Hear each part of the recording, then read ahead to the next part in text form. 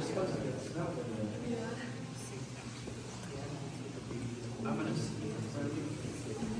Welcome to my office, guys. How many of you guys have never been underground in a cave before? First time in a cave? First Oh time. man, we got a whole bunch of new people. Welcome. You guys done caves before? Yes. Awesome. Welcome back. So our story begins in 1880. Two young boys, George and John Pickett, were on a church outing with their Reverend Cross. They made their way up the canyon to a cave system a little farther up. Now, they walked all that way and found out it actually cost 50 cents to get in. Ooh, they didn't have that kind of money, and so they decided, you know what, we're going to wander around and see what we can discover for free. So they did. Now, on their trip, they heard this sound, George and John, and it went something like this.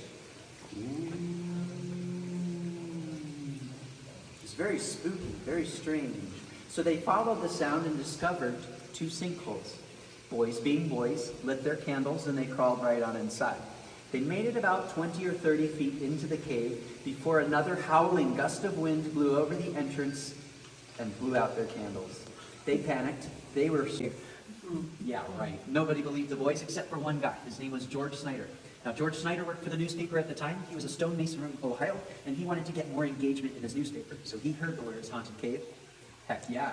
Grabbed his shovel, his pickaxe, and he wandered up the canyon to investigate, where he too heard the same sound that the boys heard before.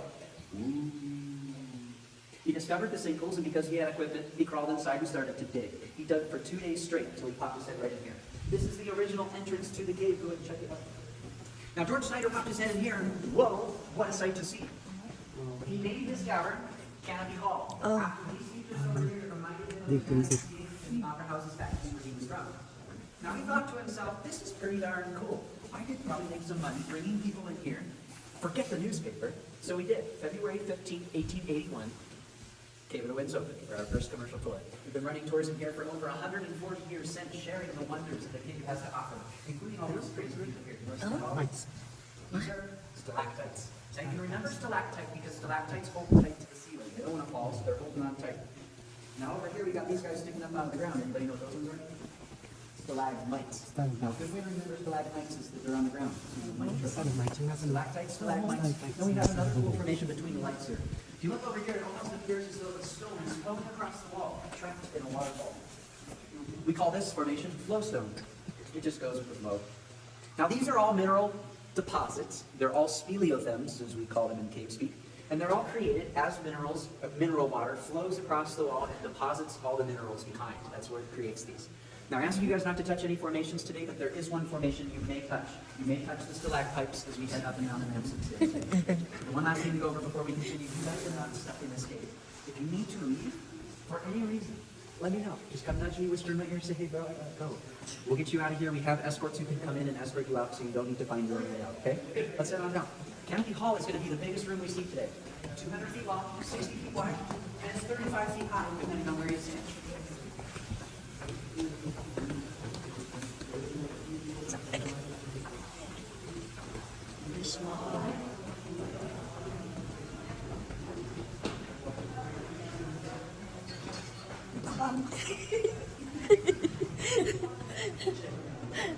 Welcome down, welcome down. Welcome to our first passageway. Many of our early visitors in the 1800s were actually from Boston, of all places. And they stated that this passageway reminded them of the winding roads back home, so we named it Boston Avenue. Boston Avenue is going to be the lowest point in our cave today. It's going to be the chilliest part, but it only has a clearance of about 4'10". So if you're taller than that, make yourself a little smaller than that before you head on through. Now, as we pass through this passageway, pay attention to the upper portion of that passageway. We'll talk about it on the other side. Watch your head. Welcome to Boston Avenue. Hindi naman yung ulo mo.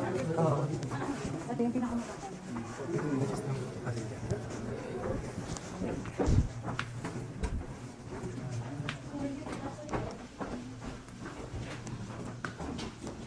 Watch your head over here.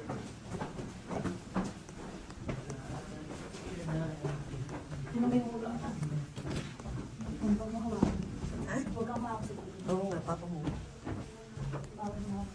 Watch your head. Ulo pa.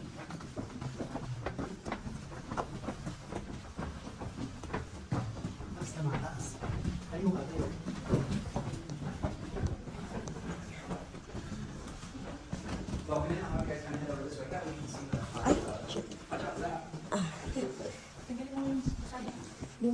I'm going to show you with my shadow pointing here.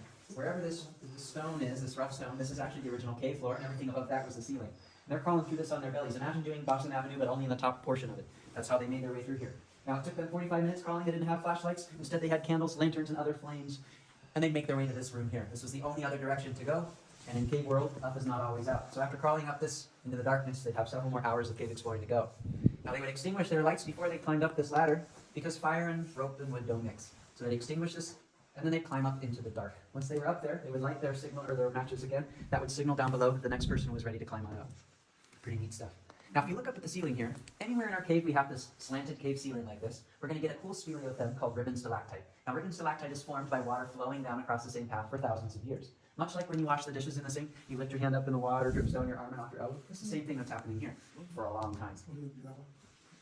Now, we get real hungry down here, so we call this our cave bacon. So we've got our cave bacon. We're going to see this everywhere today on those slanted cave ceilings. Ribbon stalactite. Now, you might be wondering, how come it took them 45 minutes of crawling on their bellies when we just get to walk around? That hardly seems fair. Due to a process called cave pushing, we take the rocks, the dirt, the sediment that has settled into the cave, and we push that dirt into unused portions of the cave. We know this doesn't go anywhere, so we put the dirt there instead. What that does is it allows us to expose the original dimensions of the cave, and then we start to find unused passageways and new cavernous rooms that were previously unknown and undiscovered. That's how we explore caves. That's a lot easier to do than taking all that dirt back out to the entrance of the cave and dumping it out there. So we call that cave pushing. Now, fortunately for us, we don't need to climb up there. We're going to head up the stairs over here. They have a clearance of 3'8". So if you did learn your lesson on Boston Avenue, lean forward as you climb up those stairs. Yeah, use the railings and take your time. Excuse me. Go ahead.